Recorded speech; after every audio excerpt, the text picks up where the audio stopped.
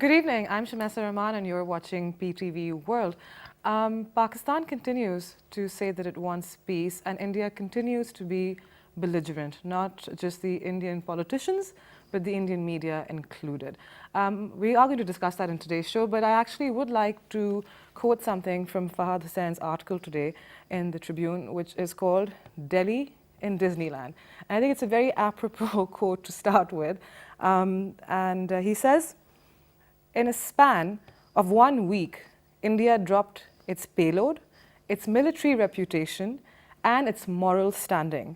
What a week for Narendra Modi and his plans to dominate the escalatory and electoral ladders. Now both are in disarray. And however, India is still not willing to accept it, unfortunately. I'm joined today in the studio by Ali Sarwar Naqvi, former ambassador and a senior foreign affairs analyst. Assalamu alaikum ji. Thank you very much for taking out the time. We're also joined by AVM Ikramullah Bhatti. Assalamu alaikum ji. Thank you very much. And we're joined by Dr. Rizwan Nasir. Assalamu alaikum ji. Thank you very much. So interesting. I like the way that Fahad Hussein summed it up, Naqvi Saab, very appropriately. Within a week, Modi's plans to dominate the elections, Modi's plans to dominate the region, they've all been demolished. And as yet, what I said, that their media and their politicians are refusing to accept it. On one hand, though, I have to quote that the leader of their opposition, Mr. P. Chidambaram, has very clearly said that we have to live with Pakistan forever and ever. Talks are the only viable way forward. So there are some sane voices. But again, if you hear their media and the BJP rhetoric, it's as though India has won some huge victory and they are going on and on about it. When are they going to grow up? Unlikely. Unlikely. I don't think they are going to grow up. I don't think that the mindset that Modi brings to the government, the background that he has of being an avid supporter and a committed worker of the RSS, the Hindu supremacist party in India, and his commitment also to the philosophy of Hindutva, which is Hindu superiority in the entire subcontinent. These are, these are ideas ingrained in him from way back. But now I'd like to ask you, look, when you look at this F-16 thing, when you talk about the way India media is portraying things, this is now verging on delusional. I know. I mean, literally Shamesa, delusional. That I agree. And that's why I said that he's not going to change. But let's, on our part, also be realistic that one setback will not change their mind and will not make them realize the folly of their entire approach to life. They have a supremacist idea which is contrary to human nature, contrary to human rights, human behavior, and they are hell-bent upon continuing like that. So I think here we are facing a situation where unfortunately we have this kind of thinking on that side, and that thinking is prevailing in India. But why is the media going on with this rhetoric? The media is, I have been to Indian media and I don't go there anymore, and I am convinced that the deterioration in bilateral relations between Pakistan and India is a major factor in that deterioration is the media. Okay, I want to come to a Indian media is absolutely delusional, absolutely unconnected with reality, because they keep saying things which don't make sense logically, yes, where there is no evidence behind it. And then but they say it with a louder voice, and they say it with aggression, and they think it's provocative. believable. In fact, to a Pakistani, they are highly provocative also. So this is unfortunately the state of affairs, and we have to face it. And I think we have faced it well. The positive is that we have done well, and hopefully and inshallah we will continue to face it well. So they will then realize, perhaps at the end of the game, and this will take us till the elections. Well, I hope that they realize sooner rather than later. But Isab, I'd like to come to you. It's where this this very clear concept that Indian media has of distortion and whatever. It's a very deadly game because they are following a certain line. They turn it into a rhetoric. They have an audience, which is entire India, watching them in the rest of the world. They go on this war rhetoric. Then the social media takes its trend from this, from their rants and their raves. And it actually, as Naqvi Saab said, it translates into an entire sort of notion where it seems like the entire Indian nation is being convinced that Pakistan is the biggest threat that they face, that Pakistan has actually attacked them, that Pakistan has been defeated, that Pakistan has to be defeated, and the only way to defeat Pakistan is by re-electing BJP. So it's a very, very dangerous narrative that is being propelled. I want to know, why is the media doing this? Are they taking their cue from these extremists? I would refer to them as extremists, these groups like the BJP. Or are they just doing it because they want ratings and because there's 200 or so more channels, it's basically a ratings game? I think both. But when we look at India, I mean, they are the largest country in the region in terms of area. They are the most populous country in the region. They are a very resourceful country, and this feeling of, or this realization of being the largest, being the biggest, makes them desire a hegemon status within the region and a major power in the world. But then there are behavior, there are norms in which the countries ought to behave if they have the size, the population, the resources that the Indian as a country has. But unfortunately, over the last few years, we have seen that the BJP government specifically has been so narrow-minded, so bigoted, so extremist, and so Hindutva conscious, and that they have created a frenzy within their society. Why is their media, feeding into this frenzy, adding to it with such distasteful language, mannerisms, distortion of facts? Are they being paid to do this? Are they just doing it because they feel that they want to be part of this jingoistic war trend? I don't seem to understand the mindset of their journalists and their media. Well, to an extent, they are probably towing the line of the government in which they're projecting a religious extremism. Then they're projecting jingoism towards not only Pakistan but even to their minorities, and they are being sensational. And where they are focusing on their rating within amongst the channels. And at the same time, we do see that there are now saner voices coming within the Indian society. We keep reading, we keep hearing, we keep watching, that people are now getting to get fed up with this kind of rhetoric that Indian media is throwing out.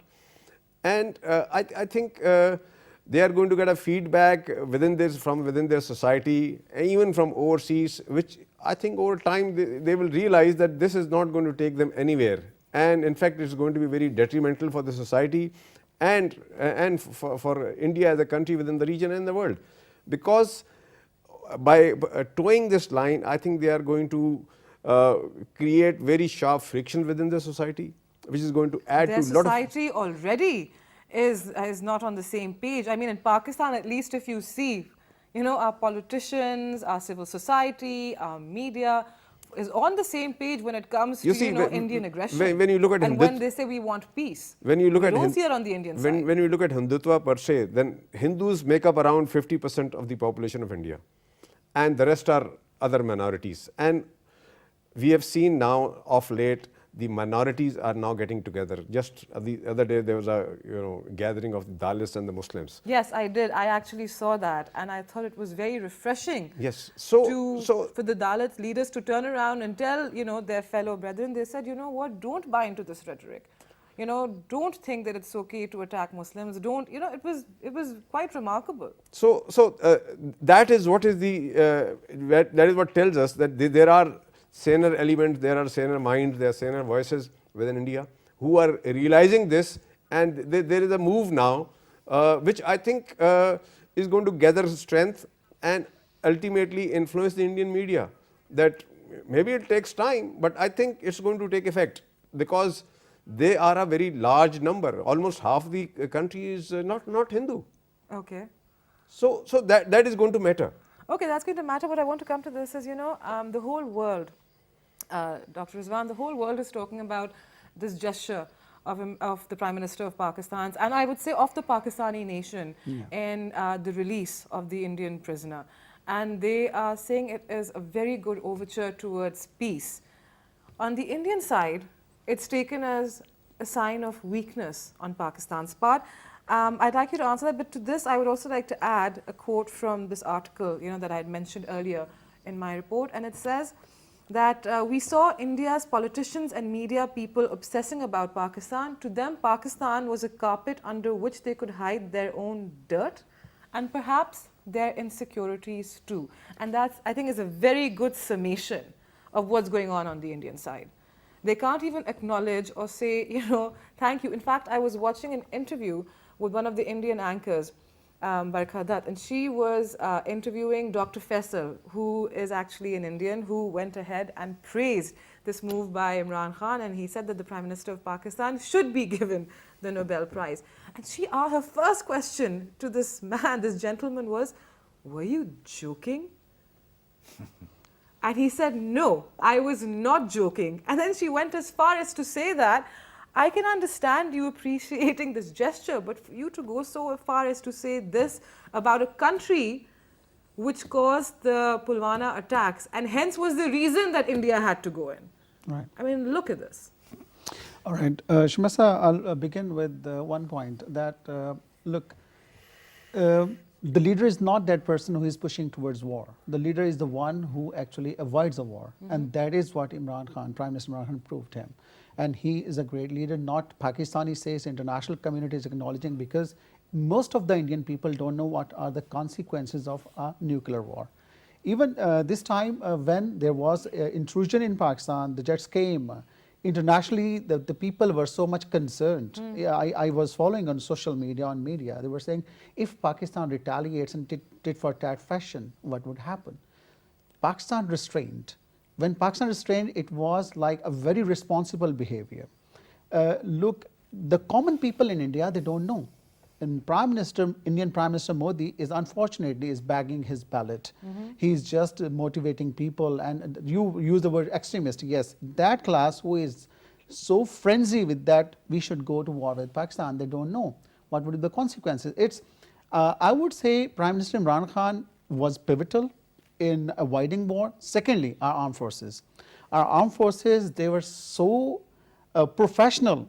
Look, we captured a pilot and we adhered. Okay, I want to add a little bit over here. Yeah. I was actually, for all of you and for the viewers that are watching, I was reading today on the very sort of Indian newspapers to see what they had to say about the release of pilot Abhinandan. And the way they described why he was captured and what happened, the story actually unfolding in the Indian press is that he was very successful. I can't believe that even today's newspapers had this story going on, that he was very successful in bringing down the F-16 in Indian territory, and when he ejected himself out of his plane on Indian territory, his parachute accidentally went into Pakistani territory, and that's why he was captured. For the love of God.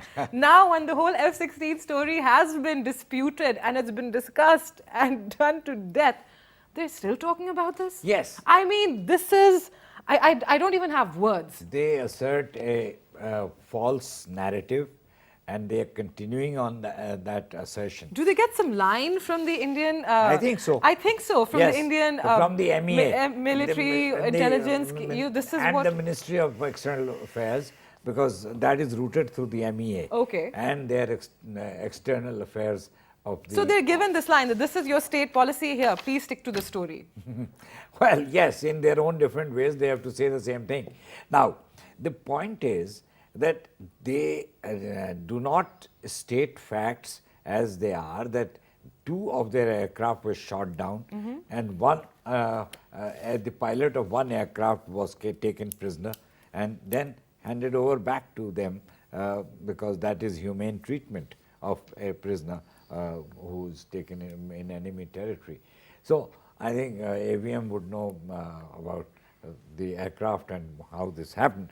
But the point is that the Indians, I have been on Indian television and it's a horrific experience because they don't listen to you. They don't. They keep on clamoring their own, allegations, abuses. And another thing, if you've noticed, I don't know how they're able to get away with this, but when you are watching their shows, if they take a Pakistani and they're giving their point of view, they'll ask the question and they will frame the question taking 2 minutes with lots of abuses and other things. Yeah. When the answer's coming, halfway through, they'll either mute it and move to the next guest. Yeah. They won't even allow you to complete what you're saying. Exactly. So this is just to, it's like a stool pigeon. They want to shoot a duck which is just, sitting. Look, their propaganda, Bhatti Sahab, is going to lead them towards, further conflict. Because if their media and their politicians continue to sort of do this and keep going at it this way, and if saner voices don't prevail, they are going to keep these kind of skirmishes that we are seeing, and not just skirmish, this escalation on the LOC and this escalation in aggression is not going to stop. Yes, I agree, because if they continue like this, this is going to influence their minds, their thinking and their behavior. And unless there are saner voices which can be loud enough to prevail, which at the moment can be seen and heard, but unfortunately they are not strong enough to prevail, and we continue to see they are totally detached from reality, they are totally detached from facts, and they are fabricating their own stories, giving their own Yes. color, and trying to impress upon their own countrymen right. that as if they have made an achievement and they have gone ahead and they have achieved whatever they had set out for themselves, which in fact is not the reality. But at the same time, we know that when we hear the statement of this pilot, he says that I was still looking for a target. That means he has not done anything so far. Right. Just came and got shot, unfortunately. Now see, you sitting over here as an analyst are able to say this and it makes sense to you. What is a journalist who is sitting on TV in India not doing by, not fact checking? What is going on? Well, they can always come up and say, look, he was in captivity and he was made to say this. Okay. Like the same way he also said that, you know what? He actually referred to Indian media and he Yes. said that this is not what reality is. Again, he said the hype that is created by Again, Indian media. they will say he was asked to say this under duress, and then that is why. Otherwise, he would not say this. So they'll always have an excuse. And there is every likelihood that when he goes back, and now whenever he is brought on the media, he is going to be narrating a different story. That's a very strong possibility. You're right. I'd like to come to you again, Dr. Rizwan. The Congress party leader, as I mentioned him earlier, and their former finance minister, Chidambaram, he says that dealing with the Pakistani nation is, he said, complicated. I think, he couldn't come out and say everything he had to. He said, but there's no other alternative to avoiding war. So now Congress is actually going on the peace narrative. They are listening. They are not following this crazy extremist rhetoric. Do you think that in the upcoming elections, if we see a defeat by the BJP, if we see BJP defeated, that is when and only when we'll see an opening for peace? And up until the next 2 months, up until the election, as Naqvi pointed out, we're going to keep seeing this rhetoric, this anti-Pakistan, anti-peace, saner voices, whatever you want to call it, continue. Well, in my viewpoint, after the election ends, this is going to an end. So you're saying till Yeah. the election doesn't Till the happen, election, it this will- is going to be what BJP and Mr. Modi continue Yeah, to do. because listen, in 1998, when we tested our nuclear weapons, in retaliation to Indian nuclear weapons, what happens? The same BJP leadership, who was actually chanting slogans, once I am elected, I'll come back and I'll reincarnate Pakistan's nuclear status, they tested nuclear weapons. So what happened? The same person comes to Pakistan. Atal Bihari Vajpayee came to Pakistan. There was peace process, resumption of peace process, then Dosti bus service, and therefore the various MOUs were signed between Pakistan and India. So it was a new phase when there was a balance of terror between both countries. They realized we may not defeat Pakistan now because this is the new I thing. don't think Modi is a calm or a sane or a sensible man. I don't think The he's same criticizing. Modi did not do anything when election was away. He was having other priorities to do. Now, what there is a major major vote bank, anti-Pakistan vote bank, as we're talking about anti-Pakistan. So to please them, he is doing this kind of acts. How big is this vote bank? I'd like to know from all of you. You know, because they talk about in their election campaigning, it's always anti-Pakistan, Pakistan this, Pakistan that. How big actually is this vote bank? Because in Pakistan at least, I mean, we all know when we go towards an election, our politicians are not talking about No. we're going to bash India We are and India. different. We're talking about our issues, you know, what's happening with our economy, what's happening with our country's energy needs, and so on and so forth. Exactly. No, it's not just a vote bank. Okay. It is bigger. It is a bigger? mindset. Could you define It the- is a mindset. Okay. If the vote bank is only something that that comes into play when there is an election, but this is a mindset of the BJP. What percentage of people in India, when we're talking about the mindset of the BJP, are we talking about all of BJP? I want to know what percentage of we have India. to break it down, Okay. and that is, you see, the Hindu Brahmin belt, which is North India and mainly UP, Bihar, and Odisha, and they are Brahmins are mainly in that region. They have affected the BJP thinking because Okay. Narendra Modi is not a Brahmin, from what I have read.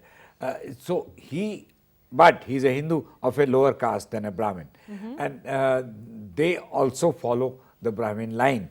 And this is a mindset which will continue to create problems for our bilateral relations. So, unlike what was just said, it's not just up to the elections. Yes, it will be accentuated. It I will be would at still a like height. to figure out what percentage of the Indian population would this be. If we look at this belt roughly, I don't know how the population No, you breakdown can't is. say, I mean, you can't say what percentage is the mindset. The percentage of the voters in the election is, I think, a good 25 to 30%, which is a majority. But, and the total votes of the BJP would be around 50% or so. Okay. So that's my guess. So I'm- 50% would have this mindset? Or no, a certain percentage no, a of certain that? percentage, Okay. and the rest are affected by that. And you see, because this not just a vote bank and for elections, I think Modi will continue to behave the same fashion after the elections also.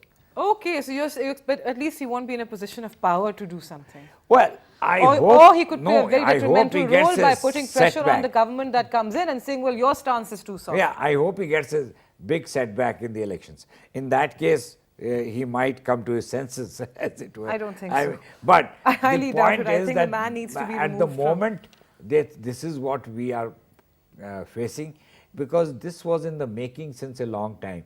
From the time that the adherents of Hindu supremacy assassinated Mahatma Gandhi, that fellow Nathan Godse, who killed Gandhi in cold blood, right, with a pistol right in front of him, he represented that extremist viewpoint. And I believe they are going to build a statue for Nathan Godse, who was the killer of the founder of their state. So, I mean, you know, I'll tell you something comes to my mind right Okay. now. I met Dr. Henry Kissinger, and I've said this before on some TV programs also. Many years ago, I was not an ambassador, then I was a diplomat, and I went with my ambassador to see Dr. Kissinger in New York. And we were in Washington at that time. So we went to see him, and my ambassador gave the Pakistani position on Kashmir, on Afghanistan, and all these related regional issues. And Kissinger heard us through. And we And when brought was in, this? we This brought, was in this the was about 60s, 70s, 80s? in the 90s. In the 90s, okay. And the ambassador brought in the hostility of India and the problem that Pakistan Okay. has in dealing with India.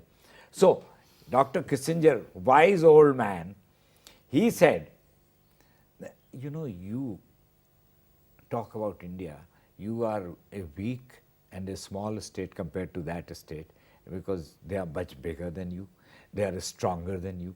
So it's quite understandable that you have this worry about India. But the bizarre thing is, the most bizarre fact of this is that the Indians complain about Pakistan most of the time when they talk to me. So your concern, your worry is not surprising, but their obsession is is bizarre. disturbing and bizarre. It's strange, it's weird. So that is what it is, you know. Okay, so I think you have hit the nail on the head when you said this, that there is, Bhatti Saab, this bizarre obsession with Pakistan and India. And all along, if one was to think logically, you know, we're neighbors, you continue to live in peace. We all want peace in the region. I mean, regional stability is clearly dependent on peace, and that is between fundamentally Pakistan and India. But India will never, it seems they never come around to it. They seem to think that like other SAARC countries, somehow or the other, they can actually control or suppress Pakistan. Again, like I said, delusional. They have never been able to do so, neither will they ever be able to do so. And yet people like Modi and their media continue to go on and on about it. Well, you see, I think it's not just a limited vote bank that Modi is focusing on. I think there is a much wider clientele that he has in India. Okay, what is this clientele? I believe that ever since 1947, India has not accepted the existence of Pakistan. Okay. They have not accepted the creation of Pakistan. They have always been believing in Akhand Bharat. And they said this separation of the subcontinent is like, cutting of the cow, and that has to be put together. And you'd recall that when Vajpayee came to Pakistan in '99 on that bus, and then he was taken to Minar-e-Pakistan, and where, of course, the Pakistan resolution was passed. And I met an Indian, and he was again complaining that, we are just like each other, and, we speak the same language, everything the same. Why can't we be together? You see, and he said, then I told him, look, we have this issue of Kashmir, and then if we can solve that, we can be friends, but that's about it, like good neighbors. And he said, but you see, Vajpayee went to Minar-e-Pakistan. I said, big deal, so what? You see, going to Minar-e-Pakistan where Vajpayee is accepting the existence of Pakistan. Until 1999, they declared that they have not accepted Pakistan. And this desire continues to linger in their hearts and minds, though hidden but visible, that Pakistan ought to go back into India. Okay, well, I think India is headed towards bigger problems right now, and they better focus on peace, Dr. Rizwan, and they should be gracious in Pakistan's offer of peace, because quite frankly, in the last 2 days, there's another very interesting trend that is going on. We've noticed that this voice of the Khalistan movement has come up. It never really went away, but we're seeing Twitter feeds, we're seeing, videos circulating that globally, people have started, the Sikh community has started demanding again, the right to freedom. They are, the resurgence in the Khalistan issue, and India should be extremely concerned. On one hand, they are squashing this rebellion that they so-call, they call it an insurgency. I call it a freedom struggle in Kashmir. Yeah. Now they're going to have this to deal with. Well, you suppress some movement, there is a backlash. And in such cases, if you are suppressing your neighbors, this is the internal We're joined moment. on the phone right now by the Foreign please. Minister of Pakistan, Shah Mahmood Qureshi. Assalamu alaikum ji. Assalamu alaikum. Minister Qureshi, can you hear me? I can. Yes, I can. Very much for having taken out the time and joined us. Clearly, Minister, it's very evident that the only viable option for India is peace, and Pakistan has been very gracious in its offers, for peace within the region. We've handed over, the prisoner of war, and yet they continue with this anti-Pakistan rhetoric. You can see it in their media, you can see it in their politicians, and they don't seem to be sort of calming down. What more can Pakistan do, in the face of the situation that we're facing? Well, in my view, the only viable option for both India and Pakistan is peace. This is the only sensible option. Now, why aren't they calming down? You have to understand their need. The need is political. They are in a election mode. And when you are into your election mode, obviously you want to exploit a situation. The BJP government thought that they would be able to exploit the situation to their advantage because by undertaking these so-called surgical strikes, they will get a fillip in the public and uh, sort of be projected as a very nationalistic party, sort of whipping up national frenzy. Unfortunately for them, it did not go the way they had planned it. It has boomeranged, and today the entire opposition and many in the world are questioning their motives, their intentions, and what have they achieved. So they've cut a sorry figure, and that embarrassment is forcing them to remain belligerent. The Congress party leader, Mr. Chidambaram, has said that, although the relationship with Pakistan is very complicated, but India has no other option but to, have a dialogue to come to peace. So you see, as you mentioned clearly, that you are seeing the opposition in India coming out and speaking against what the Modi government is doing. The entire international community is appreciating Prime Minister Khan and the government of Pakistan's gesture towards peace. And yet, when we see the media in India, I don't know what sort of line they're towing, but their rhetoric continues to be as belligerent as it has been in the last few weeks. There seems to be no cessation. Well, a large section of the media thrives on this. When there's election time, Pakistan bashing is their favorite hobby. Unfortunately, it's also a tactic to divert attention from the growing economic problems India is facing. A farmer, in particular, is not happy. The economy isn't doing too well. There are many questions people are asking, and this is a good diversionary tactic. You, Minister Qureshi, are in touch currently with all the countries in the world which are our friends and our well-wishers. You're speaking to their heads of states, you're speaking to their foreign ministers, your counterparts. What message? I'm sure they are truly appreciating what Pakistan is doing for stability and peace within the region. But at the same time, are they also now coming to the realization that they will have to put more pressure on India if they want this peace to continue? Well, to begin with, they have appreciated Pakistan's measured response, and obviously they are suggesting to both sides to exercise restraint and to de-escalate. Pakistan has shown and will show restraint. We never escalated, but we are willing to de-escalate as well. Mr. Qureshi, my final question for you would be this. What can the Pakistanis expect in the next few days? I know that the entire government, including yourself, are trying their best to maintain peace, not just in Pakistan, but in this region. However, we do see the aggression continuing from the Indian side. What should be expected? I wish I had that crystal ball to make a safe prediction. Unfortunately, I don't. But with the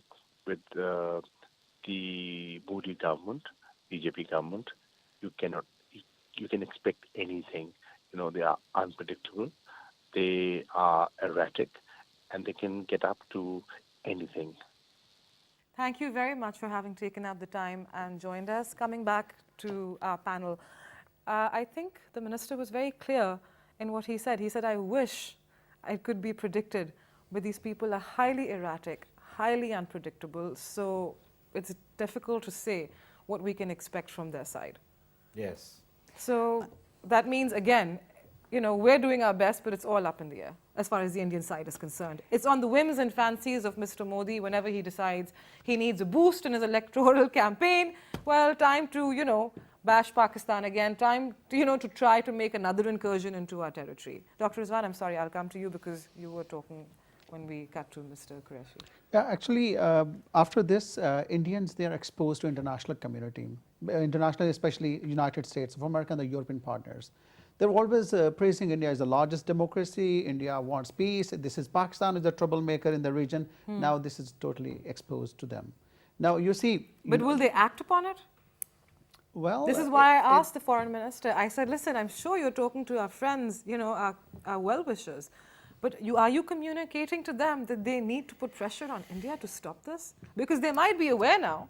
Yeah. But do they have the wherewithal to put the pressure on India? Well, it depends now. India has taken these steps, and India now will, in my viewpoint, is not going to go further because they already lost 3 planes. In the very beginning, our strategy of fighting a defensive war was a wonderful strategy. We actually shot 3 planes down. Now they are at the distance. Secondly, if they send further planes or further escalation they desire, what will happen? The Europeans and the United States, even China is quiet. This is, I was looking at, the Chinese did not intervene with that force which was expected because it's a time-tested friend with Pakistan. Chinese, Lu Kang, he issued a statement, both the sides should show the restraint. But what happened? At the But the same time, Pakistani side has shown restraint. The Pakistani side has also shown a gesture of peace by releasing, you know, the prisoner. What more can Pakistan do? Not defend itself? It was a hidden message for India. They were actually planning a missile attack on Pakistan. And this is a very crucial time. If India could have committed this, then you could have seen an intervention. Where were they planning this missile attack? Bhatti Saab, are you aware of this? Or Well, Pakistan did have some intelligence information, and now while we must have known as to where are these missiles located which are getting we obviously prepared. wouldn't know the targets. Yes, we would know the targets. But I'm sure we had adequate response ready, which warded off this threat, and it didn't enter. Do you believe that our releasing of Abhinandan had anything to do with this threat level going down? Certainly, because if you recall that Mr. Modi during a visit somewhere, he did mention that our pilot project is complete. Yes. That means he said our pilot project is complete, the real project is yet to come. He had something to show. And I must say, if this was his pilot project, he did so horribly on it that if anything else, he should not have said this was a pilot project now. Because if this is what his country is going to expect, then God, they're in for a disaster. So he had something to show to his people that after all, he has done something. He's brought the pilot back. So he's brought the pilot back. I mean, what is... So, I don't know whether to laugh or to cry. So at least it would have been some consolation for them. Okay. And I'm sure it did help in bringing down the temperatures to an extent. Though they still remain high, sure. But they certainly have come down from the last 2-3 days. But the fact remains, as the foreign minister said, that their ego, their pride is still bruised. And it should be. It was a complete disaster what they tried to engineer. And the strategy they adopted did not work. True. And now they have to make a choice. Do they accept the failure of their strategy and do something constructive? Or they want to go to the same route once again. But they can't do something constructive. Nakisa, please jump in over here. They cannot do anything constructive because if the constructive option had been there and if the constructive option would be able to generate them votes, they wouldn't have come to this. The time for constructive action was in the last 5 years of their government when they have not delivered economically. Yes. They have not managed to retain their voter. So what can they do? You see, this is actually the fallback of poor economic performance, because they want to now show that whatever the economy might be doing, They are the ones. Don't worry about the economy, they- worry about we- Pakistan. We are the ones to defend India, to put Pakistan in its place, and to be hard with Pakistan, tough with Pakistan. This is what they want to create the impression in the ordinary Indian. And what about these anchors? I population. think quite frankly, India has a very thriving Bollywood industry. I think that their anchors should now think of applying for jobs over there, given the way they talk, the way they frame their questions, the thing. I mean, God, for the love of, these are people But the who, tragedy, you see, the unfortunate thing is, Shamasa, there are so many unfortunate that, things the, which one- with the India. the most important misfortune in this is that this is bought by the international media. The Indian media, what it is saying if is the international accepted. media had one iota of sense, they would check their facts and they would think to themselves, why are these buffoons going on and on and on Because with inaccurate it suits information? them. It's all basically, India has an economic clout which is now much weaker than what it was, because their economic growth is slower and their economy is not making that leap forward as it was supposed to in the years that have elapsed. But does the international community want instability in this region? That No. is you see, the international community works by the concept of a powerful, force. By force, they think that Pakistan can be cowed down. But Pakistan, I'm sorry to let the international community who thinks, has shown clearly that it hasn't been cowed down. That's right. So this is So it's time for this them is to the change reason their for- focus Yeah, and their well, mindset as well. Well, this is the cause. I think this will continue for a while, and eventually they will all come to the realization that Pakistan But I cannot think- be cowed Yes, down. and thank you very much for all of you for taking the time. And I think that for all of you who are watching, they will only come to this realization that Pakistan can't be cowed down if Pakistan continues to keep this stance, which is aggressive, which is, a little more bolder than before. Yet it is the stance that is required Yes. as of now, because at least we've seen with our Indian counterparts, when we show kindness, they take it for weakness. And that's a failure on their part, not ours. As always, I truly hope that we're headed towards a more brighter, prosperous, and safer future. Thank you for watching. See you next time.